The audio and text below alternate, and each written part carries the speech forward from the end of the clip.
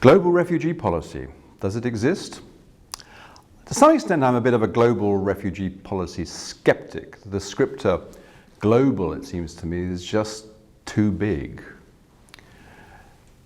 History suggests that we ought to have global refugee policy. After all, we have 90 years or so of international law, organization, and practice.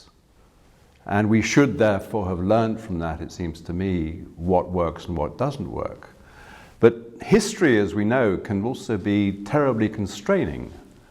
When refugee organizations came on the scene in the 1920s, the refugee and the stateless person were both seen as anomalies in the relations between states, and hence the push in particular for repatriation as the goal of the international community's focus on refugee issues. On the other hand, we know that certain predilections on the part of states don't always come to pass.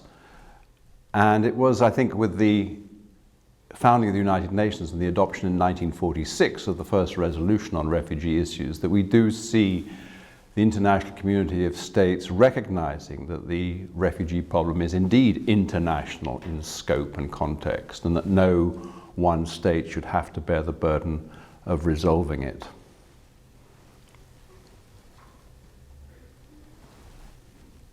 A few years later, when the General Assembly came to adopt the Statute of the United Nations High Commissioner for Refugees in December 1950, we do find, I think, recognition of the first, as it were, elements of what might be loosely called a global refugee policy. We have the United Nations establishing an agency, the UNHCR, with the responsibility of, first of all, providing international protection to refugees, and then secondly, seeking permanent solutions to the problem of refugees. So we have an activity, if you like, and a goal, but as we know only too well through our experience, these aims can be very much contingent on other dimensions, on there being order rather than chaos.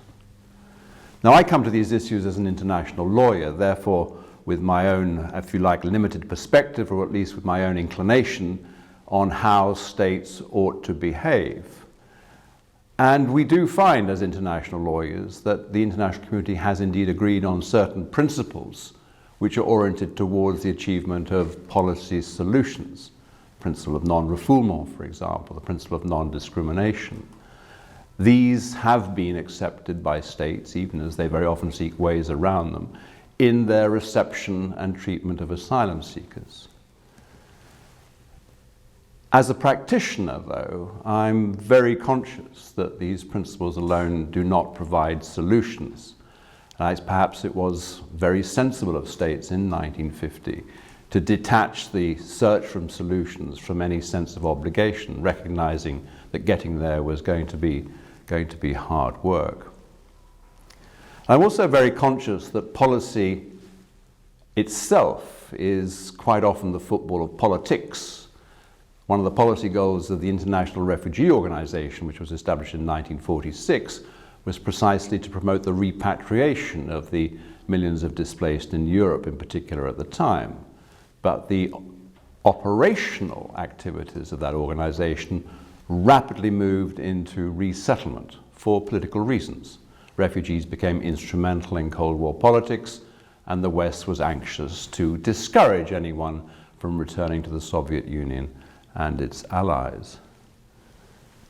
So whereas we have a policy with certain clear goals, if you like, protection and solutions, I'm also conscious that policy itself is not self-applying, not self-fulfilling, and we need leadership, and we can't always count on leadership that will provide a strategy for the attainment of policy goals, which will combine a clear strategy with some elements of vision too, and so bring on board states on whom solutions to the problem of refugees do ultimately depend. We know, for example, what the policy goals are in the Mediterranean with respect to those seeking refuge or protection.